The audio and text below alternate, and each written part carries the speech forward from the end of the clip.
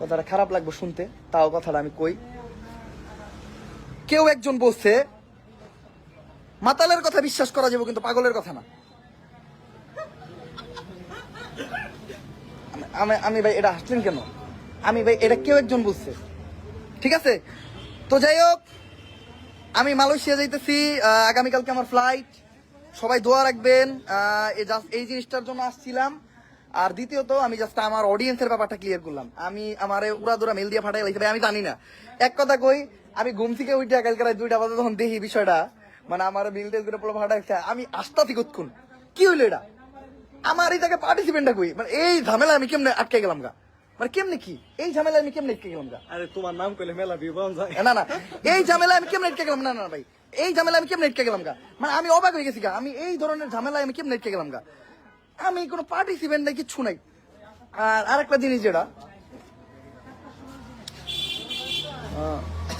ঘুম থেকে উইটা, ভাই একটু অফ করে দেন।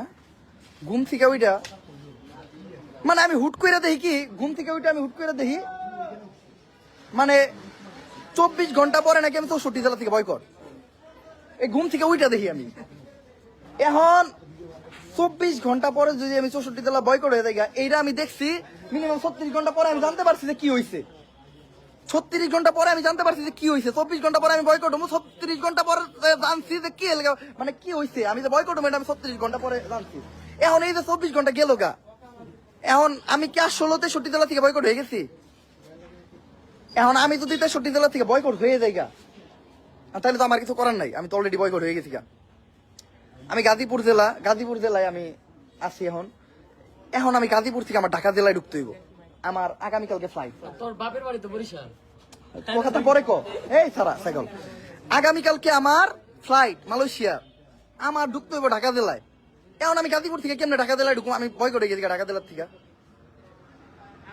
আমার 8:30 ফ্লাইট, 8:30 আমার ইন্টারন্যাশনাল ফ্লাইট। আমার যদি ঢাকা জেলায় আমি বয়কট হয়ে থাকি, তাইলে আমার ফ্লাইটে ওঠার আগে আমার আটকে দেবো। নয়তো আমি যদি মালয়েশিয়া যাই তাহলে তুমি পলে গেলাম গা। আমি জাস্ট একটা কথাই কই, আমার নাম মোহাম্মদ মারুফ হোসেন ওমর। আমি এখন গাজীপুর জেলা ত্যাগ কইরা ঢাকা জেলায় ঢুকতেছি। ঢাকা জেলায় আমার কালকে ভোর 4টার ভিতরে ঢুকতে হইব।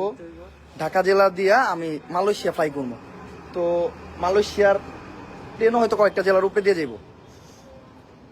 আমি ঢাকা একটা দেশ, চুপ, ঢাকা একটা দেশ, চুপ। আর গেলে চাঁদা দিয়ে দেবে। স্যার কোনো কথা হইব না, কোনো সমাধান। তো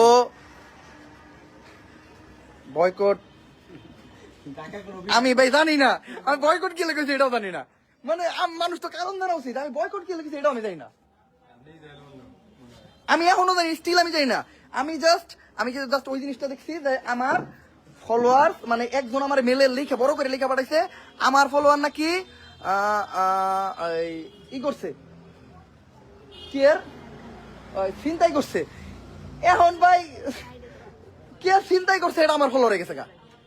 কালকে একজন দর্শন করবো, হ্যাঁ আমি দর্শন মামলা খামি, মানে আমার ফলোয়ার দেবো গা। বাংলাদেশে যে কোনো অকারেন্স করলে ওমরের ফলোয়ার। এখন ওমরের ফলোয়ার এটা কেমনে বুঝবেন?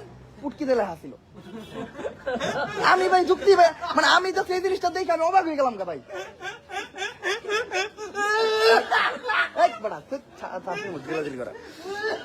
ভাই